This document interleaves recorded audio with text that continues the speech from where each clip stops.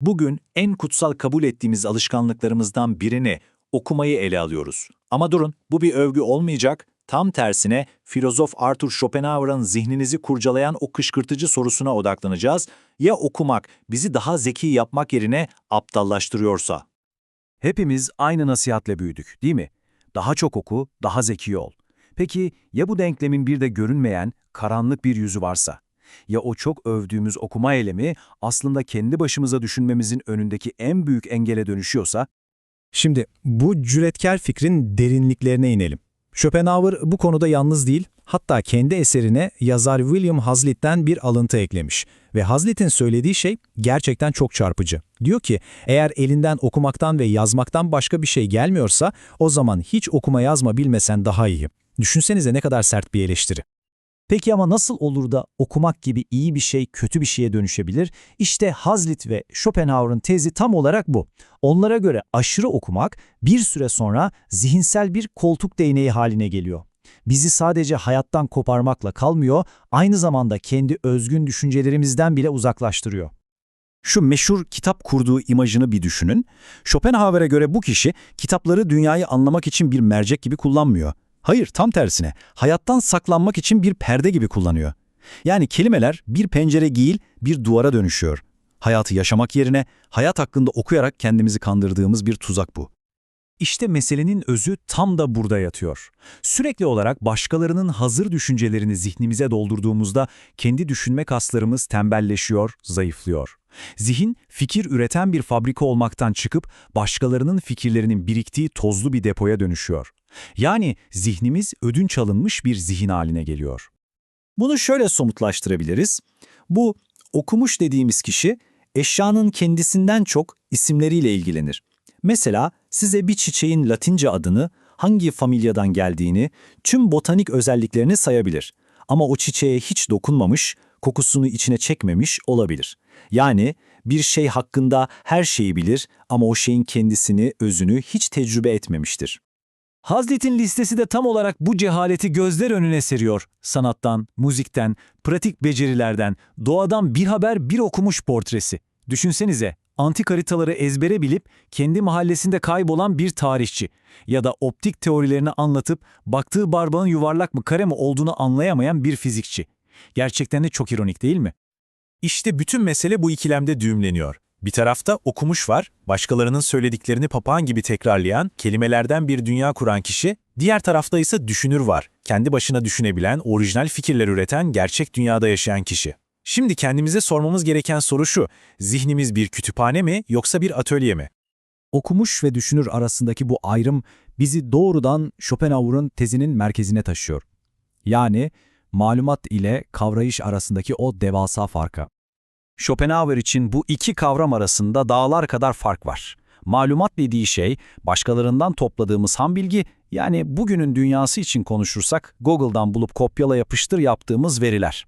Ama kavrayış ise bambaşka bir şey. O ham bilgiyi alıp, sindirip, yoğurup tamamen size ait derin ve kişisel bir anlayışa dönüştürme hali. Asıl hedef de işte bu. Ve Schopenhauer bu konuda hiç de nazik değil. Sürekli okuyan o bilginler için söylediği şu söze bakın ne kadar iğneleyici. Ah diyor bu kadar çok okuyabildiklerine göre düşünmeye ne kadar az vakitleri kalmış olmalı. Burada kullandığı metafor ise durumu mükemmel özetliyor. Bu insanların zihinleri, diyor, hazımsızlık çeken bir mide gibidir. Sürekli içeri bir şeyler atarsınız, doldurursunuz ama mide onu sindirip vücuda faydalı bir besine dönüştüremez. İşte bu zihinler de bilgiyle tıka basa doludur ama o bilgiden tek bir taze, özgün fikir üretemezler. Bu felsefeyi özetleyen ve Schopenhauer'ın da çok sevdiği bir söz var Lawrence Stern'den, kişinin 1 gramlık kendi aklı başkalarının tonlarca aklından daha değerlidir. Yani kendinize ait en ufacık bir pırıltı bile başkalarından ödünç aldığınız en parlak ışıktan daha kıymetlidir. Peki tamam, anladık pasif okumak bir tuzak. O zaman ne yapacağız? Schopenhauer'e göre çıkış yolu bambaşka bir motivasyon türünde, bambaşka bir insan tipinde yatıyor. Schopenhauer'ın kahramanı dilektant yani meraklılar. Ama sakın yanlış anlaşılmasın. Bu günümüzdeki gibi her şeye yüzeysel bakan, oradan oraya atlayan kişi değil. Onun kastettiği meraklı bir konuyu para için, ünvan için değil, tamamen içinden gelen saf bir merak ve sevgiyle yani İtalyanca deyişiyle con amore, aşk ile yapan kişidir. İşte bu aşk ile yapma hali Schopenhauer'a göre her şeyin anahtarı. Çünkü tarihteki en büyük eserlere, en büyük buluşlara bakın. Bunlar yaptıkları işi bir maaş çeki, bir kariyer basamağı olarak görenlerden değil, o işin kendisine aşık olan, onu hayatının amacı haline getiren insanlardan çıkmıştır. Ve burada okumuş ile dahi arasındaki farkı çok çarpıcı bir benzetmeyle ortaya koyuyor. Okumuş kişi, diyor, toplanmış, kurutulmuş ve etiketlenmiş bitkilerden oluşan bir koleksiyon gibidir. Her şey yerli yerindedir, düzenlidir ama ölüdür. Dahi ise o bitkilerin yetiştiği, yaşayan, nefes alan, her an taze ve yeni olan doğanın ta kendisidir. Biri geçmişi düzenler, diğeri ise dünyayı yepyeni bir gözle görür. Peki tüm bu anlattıklarımız 19. yüzyılda kalmış felsefi tartışmalar mı sadece? Hiç sanmıyorum. Hatta Schopenhauer'un bu uyarıları belki de kendi zamanından çok bizim zamanımız için geçerli. Bir düşünün, Schopenhauer'ın şikayet ettiği o kitap kurdu, bugünün sonsuz sosyal medya akışlarında, bitmeyen video listelerinde kaybolan içerik tüketicisinden farklı mı? Tek fark kitabın yerine ekranın alması mı? Belki de tehlike, bilgiye erişim bu kadar kolaylaştığı için artık çok daha büyük, ne dersiniz? Peki bu bilgi bombardımanından nasıl sağ çıkacağız? Aslında reçete basit.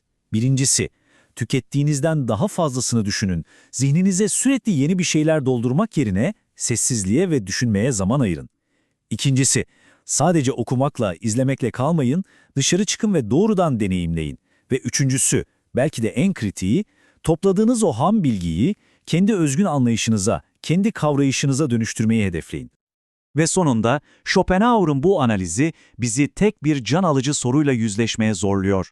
Kendinize dürüstçe sormanız gereken o soru şu: tükettiğiniz tüm bu bilgi sizi gerçekten özgün bir düşünür mü yapıyor, yoksa sadece her şeyi tekrarlayan daha bilgili bir papağan mı?